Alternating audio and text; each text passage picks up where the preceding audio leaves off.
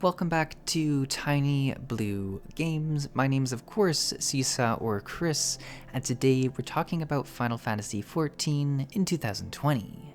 Today we are taking a trip back to the Golden Saucer to do some jumping puzzles. No, we're actually, well, yes, we are doing jumping puzzles. Naneko Grace, that I mentioned in a previous video, I should really learn how to say your name properly if I'm going to keep mentioning you in these videos, offered to show me some of the activities that I missed during my first visit, which was almost a year ago, which is absolutely crazy. And I decided to come back to the Golden Saucer and check some new stuff out. And yeah, we ended up in some jumping puzzles, which went pretty good. I'm like okay at jumping puzzles. You saw me during like the summer festival jumping puzzle. I did that pretty good. Both of these, so that there's this one and then there's another version that I do later on in this video. I'd say that this version went better for me. That being said, I didn't really understand exactly what I was doing. It took me a while to understand that the cactuses were kind of like points that you needed to get instead of like checkpoints. It was kind of that last cactus there where I'm like, it's not very easy to get to this cactus, that I'm like, oh, we're trying to collect them as like additional points. So that's part of the learning process here. But yeah, so it's a pretty cool jump puzzle because it does combine sort of collecting with trying to get to the top. And there's a few different paths that you have to go through once you get a little bit higher up that do have different collectible cactuses on them. And I'm pretty sure the name is not actually cactus, it's like cactuars or something like that, but I'm gonna just say cactus and we're gonna have to deal with that. But yeah, so it went pretty good. My jumping skills in general have probably been developed mostly from Guild Wars 2 and Jak and Daxter, which is a console game on PlayStation that occupied a lot of my childhood. So I'm okay at jumping puzzles. What typically happens is either I get really overly focused on a jump, and because of that I'll like do something stupid and just like fling myself off the side, or I will go too fast, at which point I'll just like do something stupid as well. I need to get into a perfect zone where I'm going pretty fast and I'm just executing every jump properly, and things will go really well. It's kind of like a certain amount of confidence that you need. So I do actually end up making it to the top here, and it's at this point that I realize that there's multiple ways you have to go. So I'm like trying to map out exactly what I'm going to do, but I do make it to the top. And I believe it was explained to me later on that if you've made it to the top once, you don't have to make it to the top again. So at least get there and then try and collect the rest of the different cactuses. So that's kind of the good thing here, because during this next part where I try and collect the rest of the cactuses, there's some troubles I run into. And at the end, I was actually pretty concerned about making it to the top before I knew this rule. I was like, ugh, I should have just stayed there with what I had. But I do make it back up, luckily. And I completely clear this one. I'm thinking I do on the other one as well. Yeah, so I got the achievement One Small Leap, and these are called Leap of Faith, I believe. And you kind of have to wait for them to start, which is cool because you get to do it with so many people, but also challenging because you have to do it with so many people. So I'm sitting at the top here again, and then I've noticed that there is one more cactus, one bronze one at the bottom there that's super easy to get that I did not end up getting. And I'm just staring at it, and I'm like, do I go down? Well, the answer is yes. The answer is yes, I go down, yes, I get the cactus, and yes, we make our way back up to the top. So I did cut through an agonizing few minutes of trying to make it back up there, but we did make it up there, we got out of there, and we headed over to some mini games. Now I did a fair bit of mini games on my first time here, so I was pretty excited to play them, and they're kind of fun because you don't have to like pay much to do it, which is nice. And I was pretty confused by these at the start, but I started getting more used to them as things went on. And I was already told that the logging one is a lot easier than the mining one, but I was really confused. So the first part was setting the difficulty. The second part here, I was like, do I try to get it to the top? Is that what I'm going for? Because it seemed like a good thing.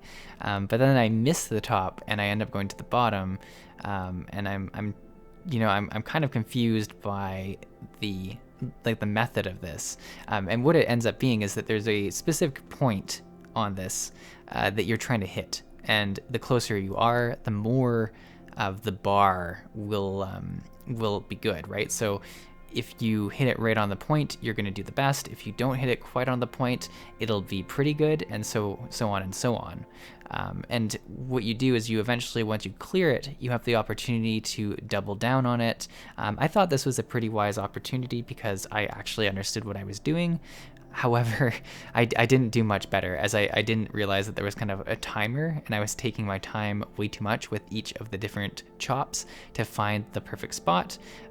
Eventually, I did get a great, and then I got a good. And if I had just done it right below, I probably would have been fine, but that's all right. We played it once, we did all right, and then it was time for the minor one. Now, the minor one is very similar to the chopping one. The major difference is that instead of kind of a bar that goes up and down, you're gonna have a circle that goes in and out. You do once again set the difficulty. It's a little bit different this way, where you have to choose, like, it's not either top and top, it's like top and bottom. I ended up doing easy mode for this because I heard it was hard anyways, so I was like, we may as well start easy. But you can see here, it's kind of like a circle that radiates in and out, and you're trying to find the exact right circumference, I believe. We're going to use math terms apparently, for where we're trying to hit. And forever, I just could not find it until eventually I did it right in the center. And I was like, oh, okay, so it's down there, which made it really easy because I was like, okay, we'll just keep doing it as close as we can. I got an excellent, which is awesome on my last one, and we did decide to double down again. I tried the center right away because I was like, hey, it worked last time. I'm a lot more mindful of my time limit this time, so I'm like hitting the button as soon as I can to try and keep going. But yeah, so the second part here was pretty difficult as well. It kind of ended up being in the middle area, which is a really hard place to hit as you only get to see your last one.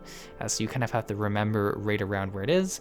But I did end up clearing it again, and at this point I saw the timer and I was like, let's just get out of here. Let's cut our losses. Let's win and move on to another jumping puzzle. All right, jumping puzzle number 2. I don't know exactly how I signed up for a bunch of jumping puzzles this evening. It was just some casual conversation, and it was like, do you want to go to the Golden Saucer and see some things you missed? And then we ended up in jumping puzzle after jumping puzzle, which was okay. It went well.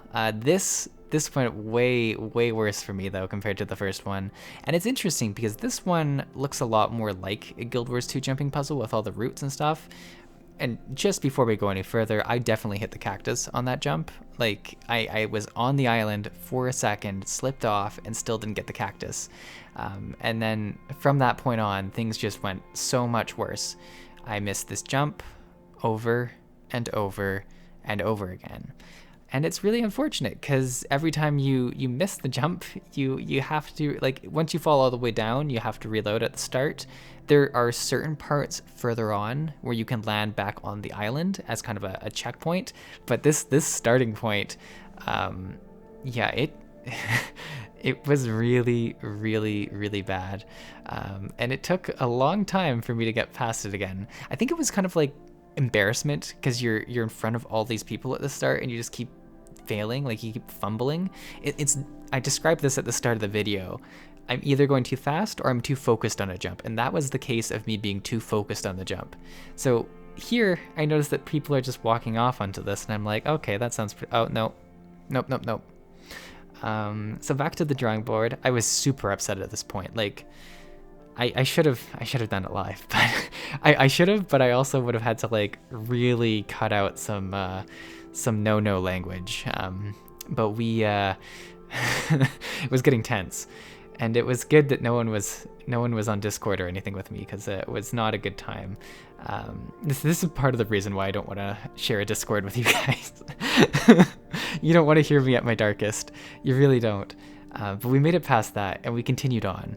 The one nice thing, and overall in games I do prefer action combat. I enjoy the combat in Final Fantasy XIV, but I'm a sucker for dodge roll and stuff like that.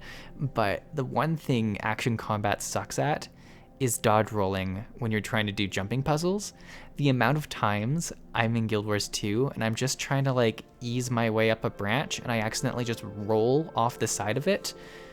Oh, so at least that couldn't happen here.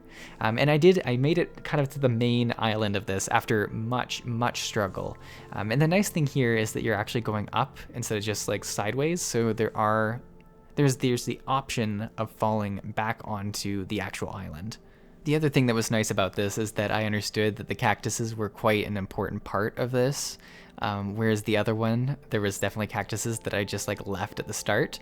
And the other one is a lot easier because you can just drop all the way down.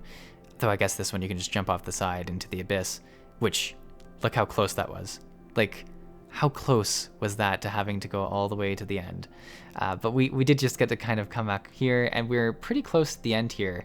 And it's at this point that I was looking at the two sides, and there's kind of two different paths, and then there's this really simple center one, and I was like, okay, is it this easy? And I just walked up here, and I went and touched it right away to get the safe point. So at least I've touched the end, and it was in this unfortunate situation that coming back, I jumped right off, and I found myself having to go back all the way down here, and it wasn't too bad because I got right back up. So I made the right decision though. I knew I was gonna panic, and then I was going for the actual difficult one. I believe this little stretch here is the hardest part of the entire jumping puzzle, and I went all the way back to the start, and it almost brings back tears.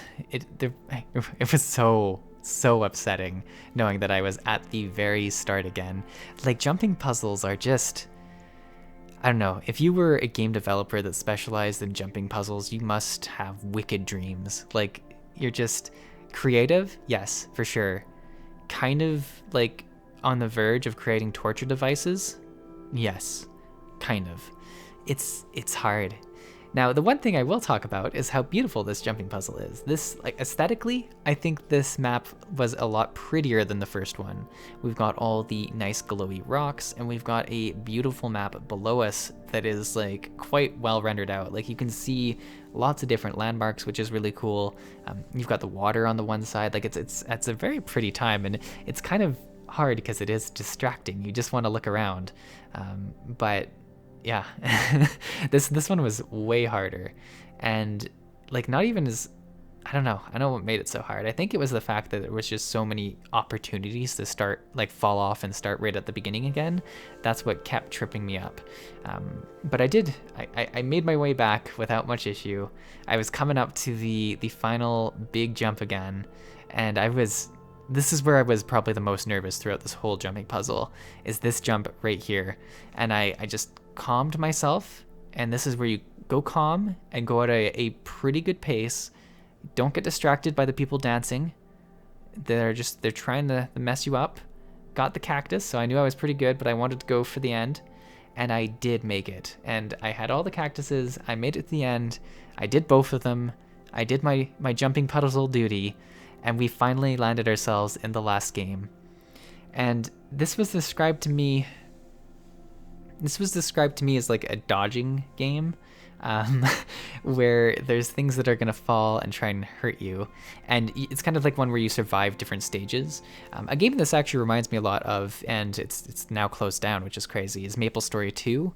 I was a big fan, and still am a big fan, of MapleStory 1. MapleStory 2, what it did really well, or interestingly, is it had a bunch of mini games that you would randomly get invites to while you're out grinding or something like that.